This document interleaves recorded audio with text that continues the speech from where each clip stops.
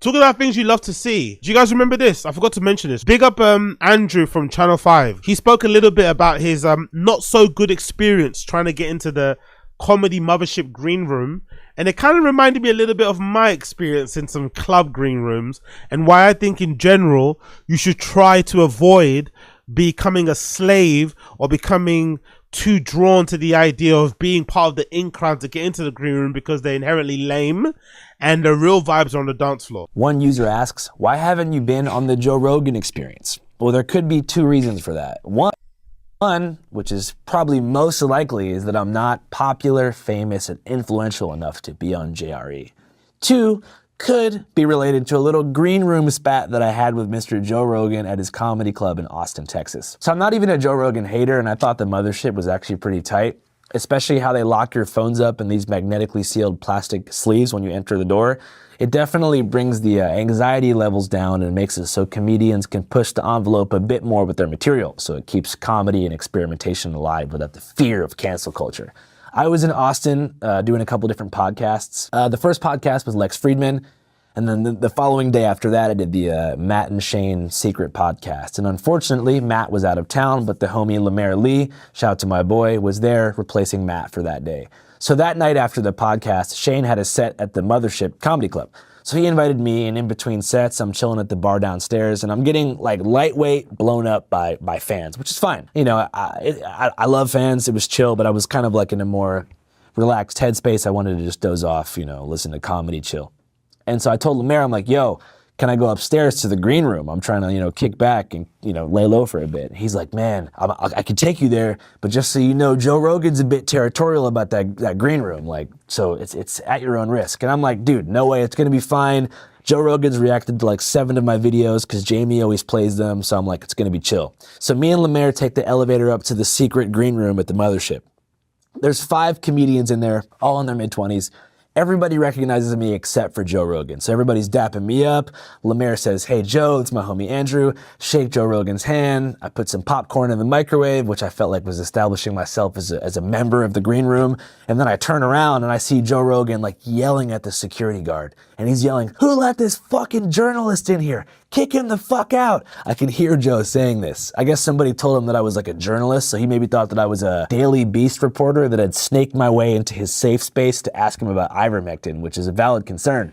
So before I could even get kicked out, I was like, Lemaire, I gotta get out of here. And I walked down the stairs and went back into general population.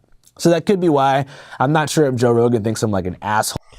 So, number one issue that I have with this story is him inviting himself into the green room.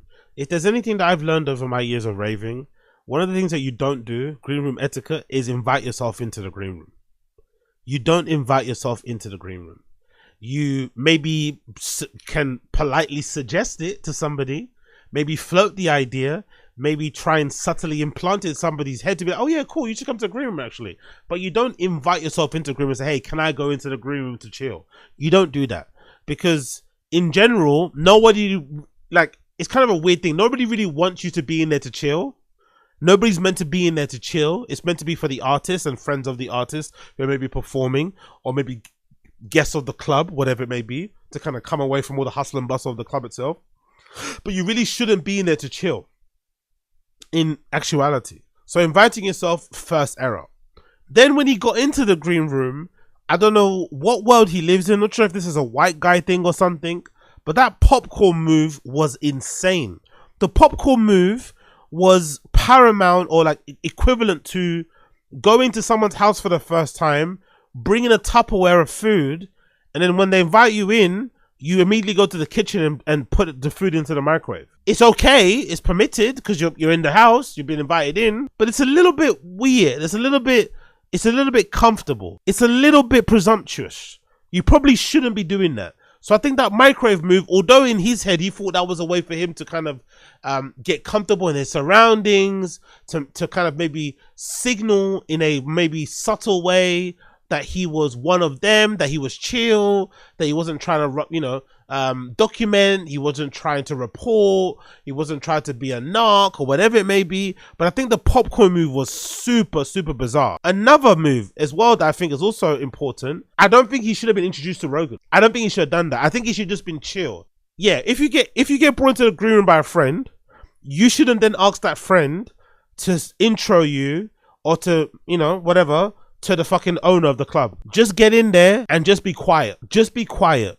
Be seen, not heard. Be seen, not heard.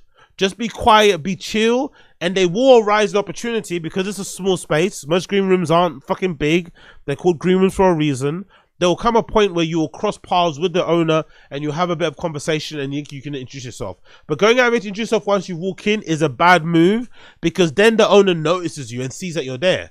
And they might not like that you're there now. They might be high off what they're on. They might just be paranoid in general. And then they might be like, oh shit, now you've made it known who you are. Get the fuck out. So I think that was also a bit of a wrong move. But in general, I think the whole push that people have nowadays to be in a green room is really lame, especially in nightclubs. Because I feel like most of those people really have this weird warped idea that the party is happening in a green room and it's not. Most green rooms that I've been in, I've just been with people who are basically in there doing drugs or gossiping about seeing people and shit. And you could gossip about seeing people in the smoking area with far more interesting people, I think so, than industry peeps. And you could also do drugs in the fucking toilet or on the dance floor. You don't need to do them in the fucking room. Yes, I know it's a table and you can be chill and you could do it out in public and shit. You don't have to hide. But I don't think when I go to a club that I want to be sat in a chair in the back of a club somewhere in a fucking shitty room doing drugs with people who are already fucked up. I wouldn't really want to do that. I don't really think that makes any real sense, really. I think the party is always on the dance floor. I think that's where you should be, amongst the real people them, and you have a far better experience and time when you're in there. But the 2 times I actually went to a green room, two interesting occasions. I went to a green room in Fold, I think a couple of times, and a green room in Fabric a couple of times too. The Fabric green room, I had a little plug. There was this guy in Fabric. I don't know how I knew him actually. How did I get to know him? Oh, I think I got to know him because one time I went to Fabric and I, you know, was fucking lit as fuck. And I think I bumped into this dude who wanted to bump. And I think I might have some ketamine or something on me or something. And I gave him whatever I had. And I think I didn't know at the time, but he was a DJ, a resident DJ at the club. And I think he even worked for Fabric. So he would always, like, if ever he saw me, he'd always give me a wristband. If I asked, hey, can I have a wristband? Yeah, cool. And he'd let me go in the green room. And that was pretty fun because, you know, Fabric is fucking a huge club. And, you know, even though it's not the greatest club in the world, they have fucking sick DJs. So it'd be kind of sick to see certain DJs in there, you know, getting onto certain things.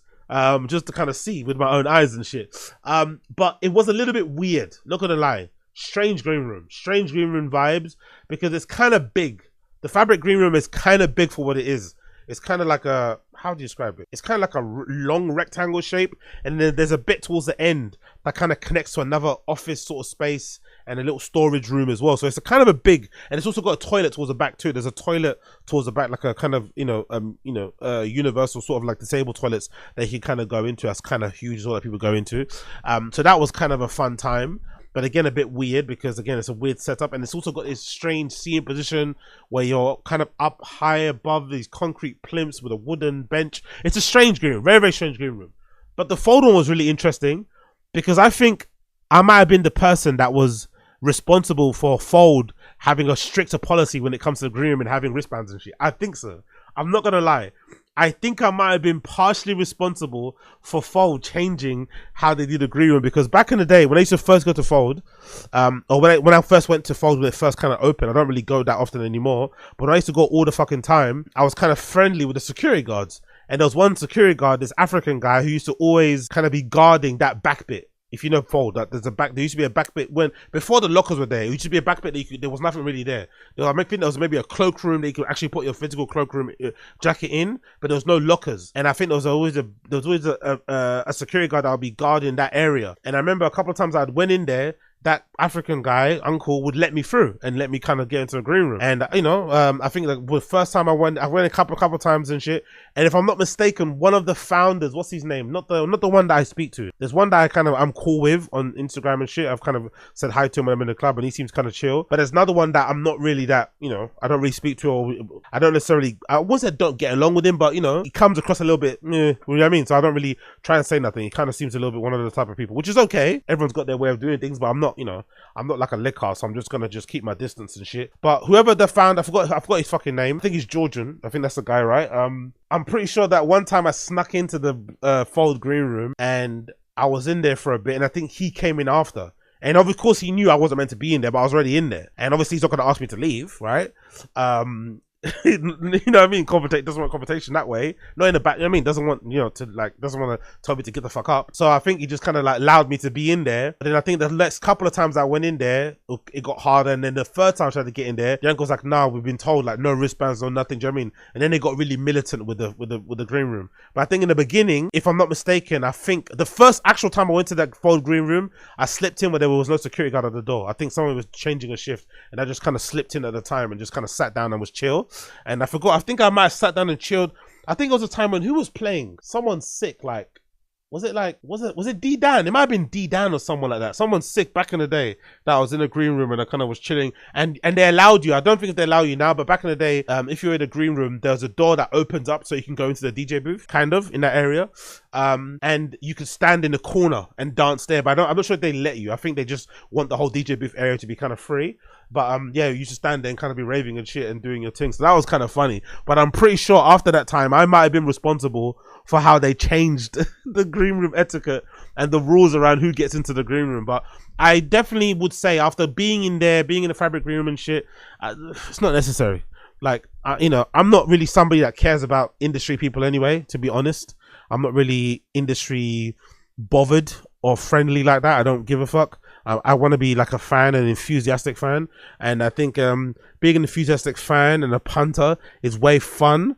And I've met way more interesting people who you kind of bump into in different raves across the years, across the different people, across different venues. So I much prefer that than being in the green room with the kind of, you know, important industry people and shit. Although it can be good if you want to do that sort of stuff, but I do recommend staying on the main dance floor, and building yourself up that way. And who knows, maybe there's an opportunity where if you stay on the main dance floor and you kind of, you know, make friends with the right people, you could actually get a proper bring into agreement, not like I did, where I kind of did it the fucking, you know, scammy way. You can actually get a proper invite into this kind of place. That's also possible. That's also entirely possible. But it was kind of oddly depressing, oddly dour, oddly kind of like, to kind of see so many people just like, fuck, off their heads, you know, in a green room. Just what they were doing, just sitting there trying to get absolutely, you know, mind fucking melting and shit. Like, that's all. Spending all that money or taking all that time to get ready and all that shit just to go and just sit down and have your mind melt. No, thank you, bro. I'd rather be dancing and raving on a dance floor. But again,